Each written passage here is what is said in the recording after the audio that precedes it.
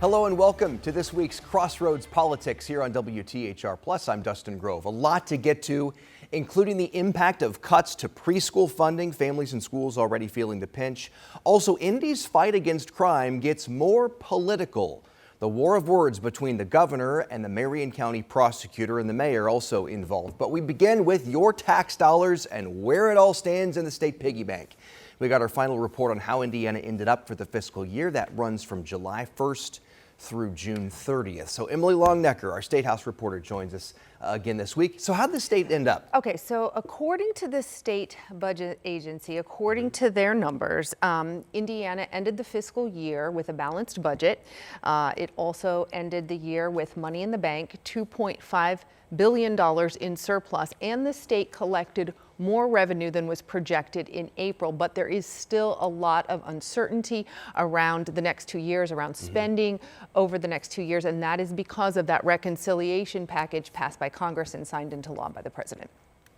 3 months after a bleak revenue forecast in April, the sun was shining again for the folks delivering a report Tuesday on the final numbers for fiscal year 2025.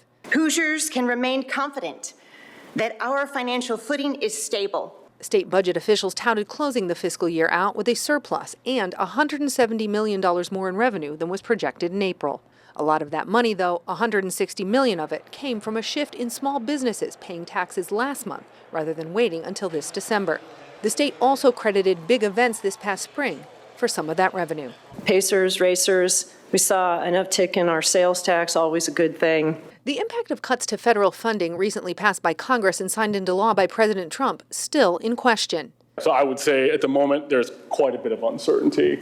Later in the afternoon, Governor Braun said he wasn't concerned about the state navigating cuts to federal funding for SNAP and Medicaid. If we're enterprising ourselves, we'll find ways, even if it puts more burden on us, to do it better and more efficiently. Democrats at the State House didn't question what was in the fiscal year-end report, but how Indiana got there, citing cuts to programs like On My Way PreK, even as lawmakers voted to expand school vouchers. The question that I raise is at what expense? Democrats called on the state to release their findings about the impact of federal funding cuts as soon as possible. They're promising that we'll see it in the December forecast. I'm saying we can't wait for that. We need to have it by September. Yeah, we need to be preparing legislation to deal with these issues.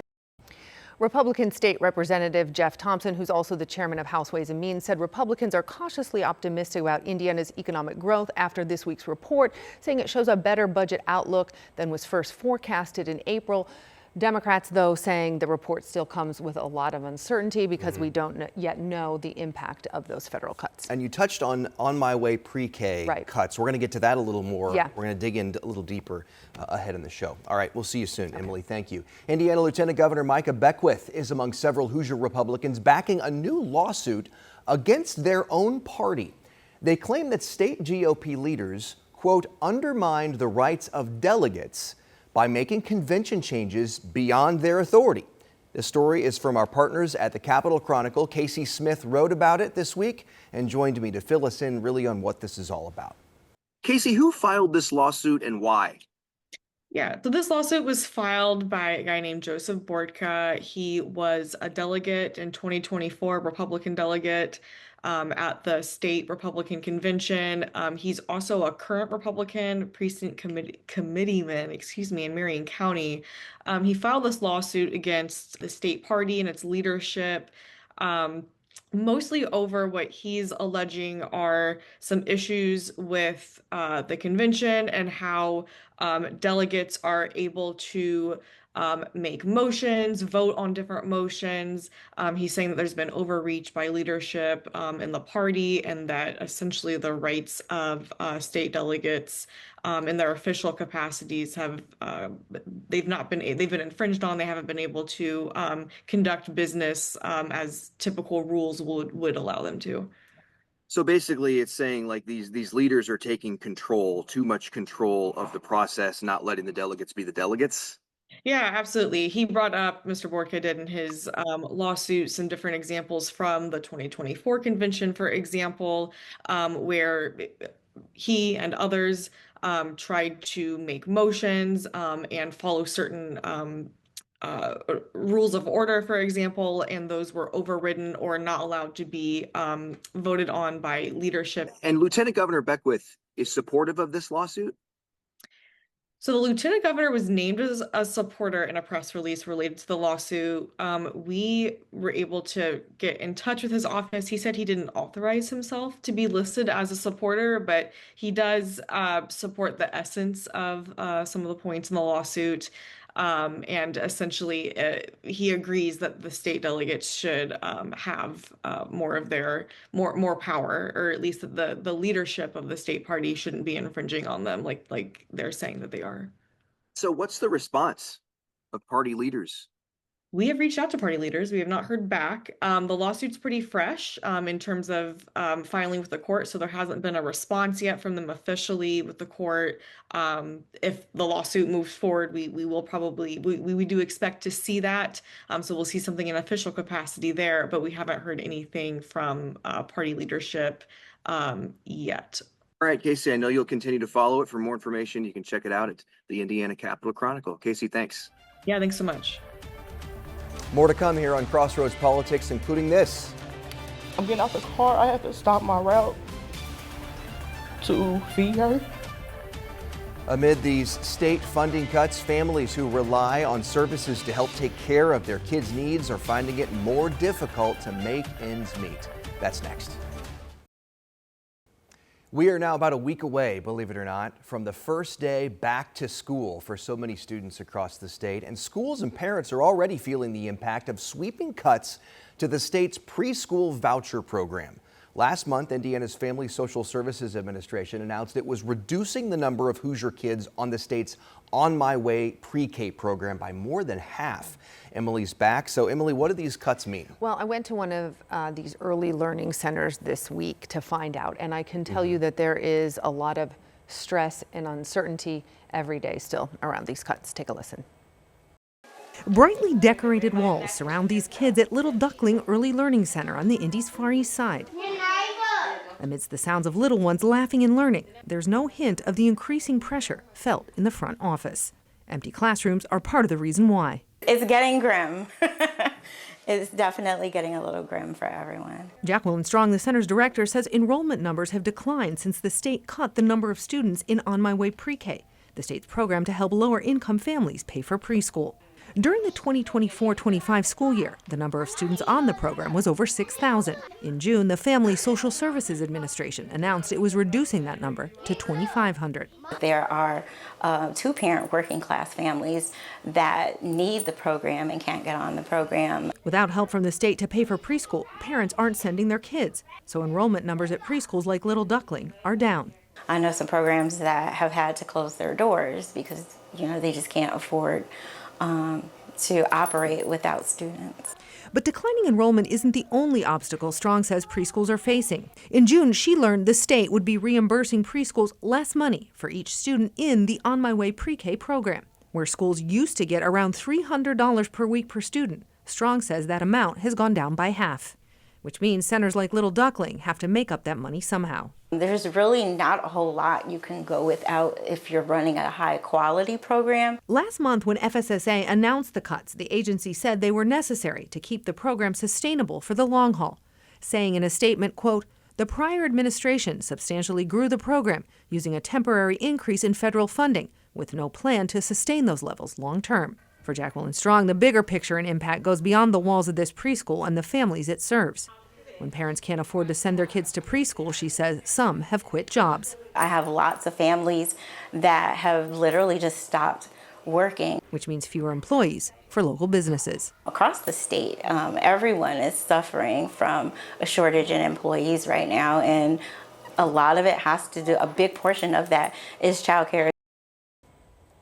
Education and bleeds into the workforce. It becomes a workforce issue as well. We hear this all of the time, that child care is an infrastructure issue. They use that phrase a lot at the State House. That daycare right there was also part of a roundtable discussion this week where they talked with other daycare workers and families, and we were there for that as well. Take a look here.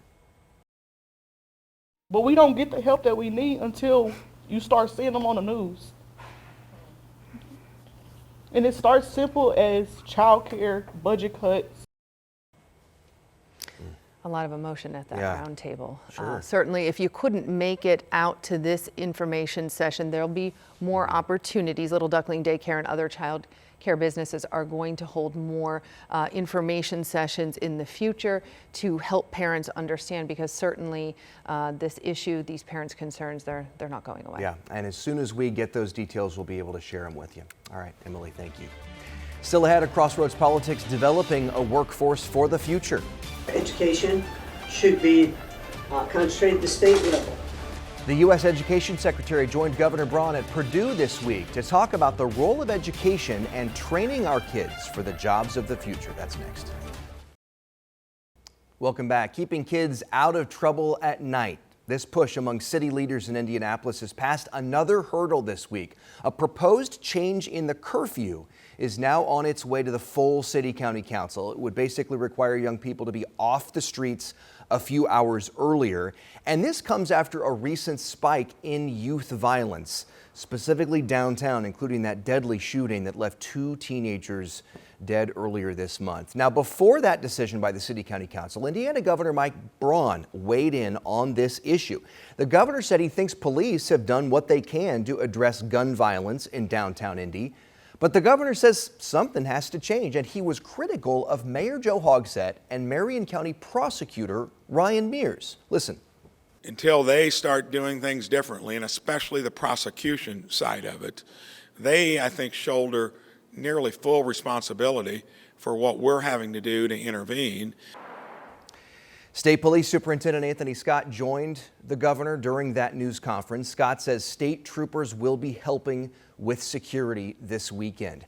Hours after that news conference, the prosecutor's office sent us a statement, and I'm going to read it here. It says, this week alone, Marian County prosecutors have sentenced 5 people to significant sentences on murder cases, filed 5 additional murder charges, charged 7 other people who were downtown on the July 4th weekend, bringing that total to 11 and counting.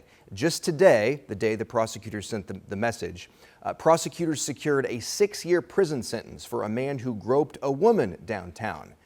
And the statement went on to say, these efforts are a reflection of our commitment to actively prosecuting violent crime. Prosecutors and our law enforcement partners in Marian County will continue to focus on our community, not on politics. That statement, again, it was a long one, but wanted you to hear the whole thing. That was from the prosecutor. We also reached out to Mayor Hogsett. He also sent us a statement saying that violence in Indy is trending downward and the gun violence reduction strategy is saving lives. Let's show you the mayor's statement. The mayor also says, quote, my administration remains laser focused on ensuring that those who enjoy our downtown this weekend, next weekend, and in the future are safe. And we are continuing to add new tools to support law enforcement in this effort.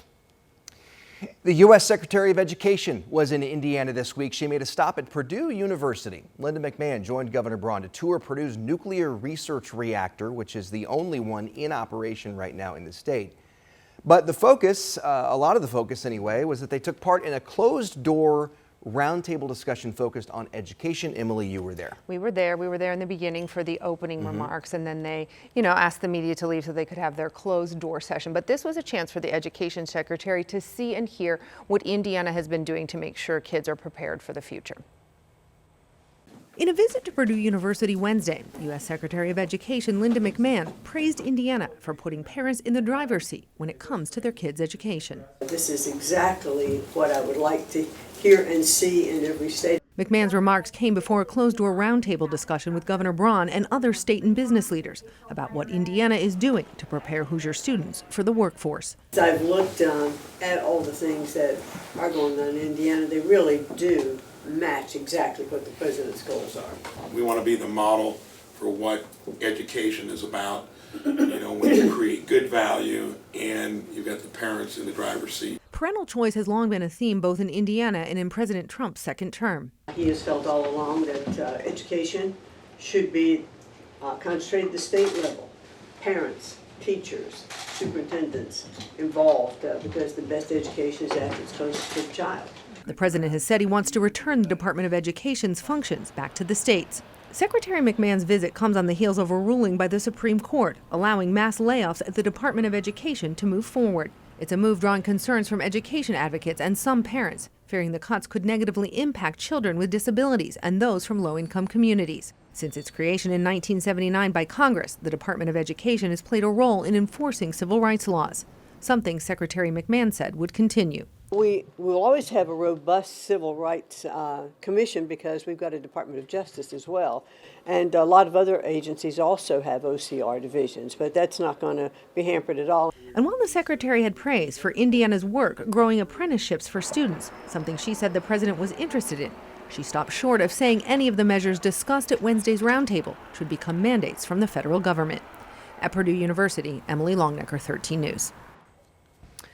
And during some of his remarks, Governor Braun also praised Purdue University for its freeze on tuition and fees, which he said had been in place for just over a decade. And just last month, the governor announced a similar freeze at all of Indiana's 15 public colleges and universities to be in place for the next 2 academic years. Yeah, Purdue seems to really have led the way in that over the last decade or so. And the governor said that. He said, "You are a model to the country." That's what he told the folks at Purdue. So I'm sure they were very happy to hear that. Yeah, glad to hear that. Yeah. Happy to host. Yeah. All right. Emily, thanks again. As always, appreciate it. And thank you for watching. That does it for this week's Crossroads Politics here on WTHR. For Emily, I'm Dustin. Thanks for watching. We hope to see you next time.